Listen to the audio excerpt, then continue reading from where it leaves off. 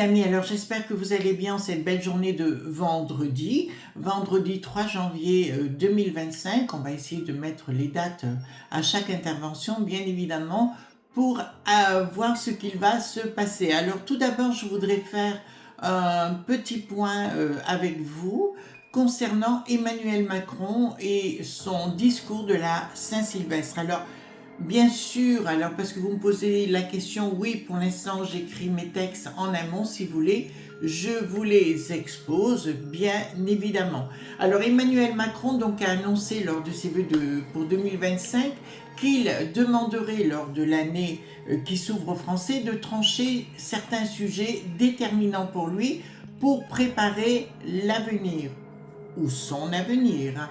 À quoi fait-il référence exactement? Alors un appel de ressaisissement collectif et un mea culpa dans sa traditionnelle allocution du 31 décembre.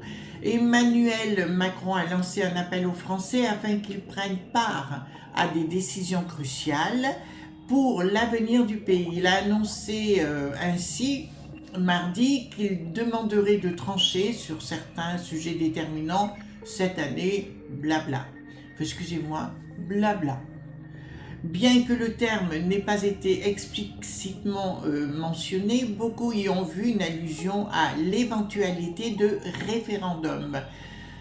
Maintes fois évoqué mais jamais concrétisé depuis son arrivée à l'Élysée. Alors le président pourrait également envisager de nouvelles conventions citoyennes, nous dit-on, à l'image de celles consacrées à la fin de vie ou à l'écologie.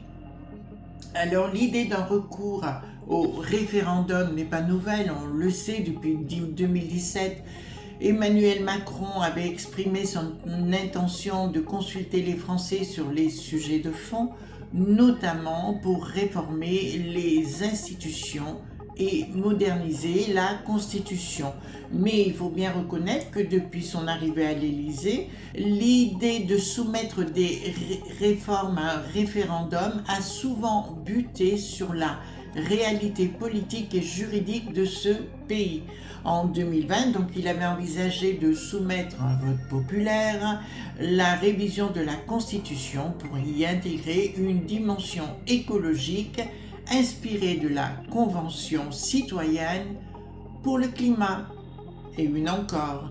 Ce projet avait cependant échoué, mais ça on le sait, et la révision constitutionnelle sur l'environnement n'a jamais vu le jour. Alors je serais tentée de dire à M. Macron de revoir son jeu de scène dans la mesure où le fond du personnage n'existe pas. On ne construit pas une réalité sur des faux semblants. Je lui dirais, relisez la fable de La Fontaine, le corbeau et le renard, et surtout la finalité, tout menteur vit aux dépens de celui qui l'écoute, et il n'y a plus personne pour l'écouter, bien évidemment. Vous comprenez? Donc si vous voulez, pour moi, c'est une baudruche, c'est un personnage qui a été formaté, on lui a pris son jeu de scène, mais dans le fond, ce n'est pas un homme d'État. Donc, vous comprenez, pour l'instant, il fonctionne dans la peur tout à fait. Ça se voit, ça se sent, ça se ressent. Il sent que les Français sont excédés par tout ce qui se passe. Il arrivera peut-être un moment où ça va déborder. Nous allons aborder le sujet Marine Le Pen qui se rend à Mayotte ce dimanche 5 jusqu'au mardi 7 janvier après le passage du cyclone Chido sur l'archipel. L'occasion sûrement d'évoquer l'épineuse problématique de l'immigration illégale qui prolifère sur l'archipel. Après François Bayrou, Elisabeth Borne et Manuel Valls, Marine Le Pen compte se rendre sur cet archipel dévasté par ce fameux cyclone, il y a plus de 2 semaines. Après François Bayrou, Elisabeth Borne, Manuel Valls, Marine Le Pen compte se rendre sur l'archipel de Mayotte, dévasté par ce fameux cyclone, il y a plus de 2 semaines. Ses intentions ne sont pas encore connues, mais elles pourraient certainement aborder la polémique autour de l'immigration illégale, notamment en provenance des Comores, souvent pointée du doigt pour justifier le chiffrage de la population jugée sous-estimée. La question de revenir sur le droit du sol, sur l'archipel, est une question qu'il faut poser, avait décrété François Bayrou en début de semaine.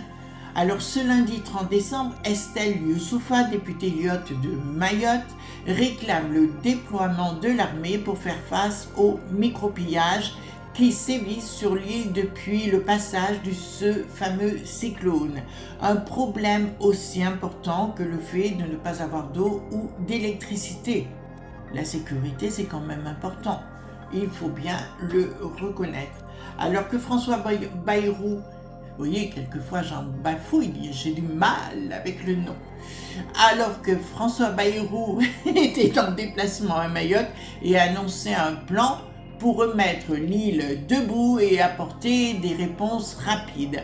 La colère gronde, invitée sur France Info ce lundi 30 décembre, la députée Lyotte de Mayotte, Estelle Youssoufa, a rappelé que pour être debout, il faut avoir à boire et à manger. C'est le minimum vital, non? Alors même si les efforts sont importants, c'est toujours très lent et très en deçà de nos besoins, dit-elle, en critiquant un effort gouvernemental sous-dimensionné. Mais l'élu mahoraise révèle surtout que les efforts n'ont pas été dirigés vers les zones les plus reculées, alors que 90% de la population a tout perdu. Elle pointe surtout une menace importante sur l'île, celle des pillages. Ce sont des micro-pillages partout qui font qu'on vit dans une grande insécurité, témoigne Estelle Youssoufa, face à l'absence d'éclairage public et de réseaux téléphoniques, notamment pour appeler les secours. On peut se mettre à la place de nos amis mahorais qui sont dans le désarroi et il serait temps peut-être que les gens se bougent tout à fait simplement. On peut reconnaître que l'arrivée de Marine Le Pen sur le sol de Mayotte est un bien fou pour les Mahorais qui, je le rappelle, ont voté en masse pour le Rassemblement national. Alors, concernant le narcotrafic, nous sommes dans un point de bascule pour la République, estime le ministre Gérald Darmanin à Marseille. Le garde des Sceaux Gérald Darmanin s'est rendu au tribunal judiciaire de Marseille ce jeudi 2 janvier.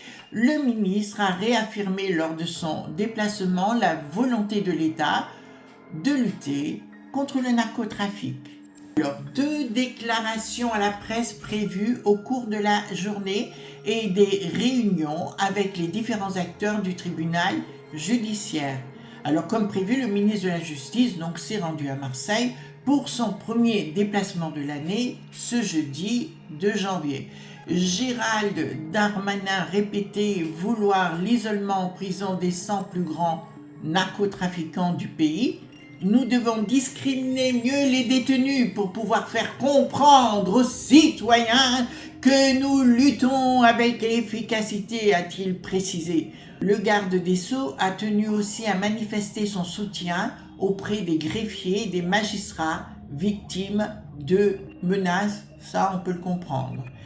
Nous allons alourdir les peines contre ceux qui menacent et corrompent les agents de l'État, promet-il.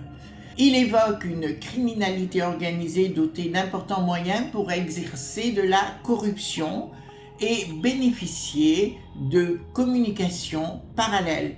Début décembre, la directrice de la prison des Baumettes avait été placée sous protection policière suite à des menaces. Nous sommes dans un point de bascule pour la République et donc nous devons collectivement nous réveiller, pose Gérald Darmanin. Le ministre va adresser une circulaire de politique pénale au procureur dans les prochains jours pour que les atteintes, les menaces, les corruptions envers les agents dépositaires de l'autorité publique soient particulièrement poursuivies avec la plus grande fermeté.